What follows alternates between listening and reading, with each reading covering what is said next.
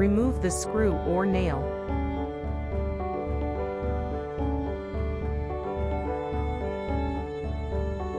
Use the reamer tool to clean and enlarge the hole. Push it in and out of the hole. This takes some effort.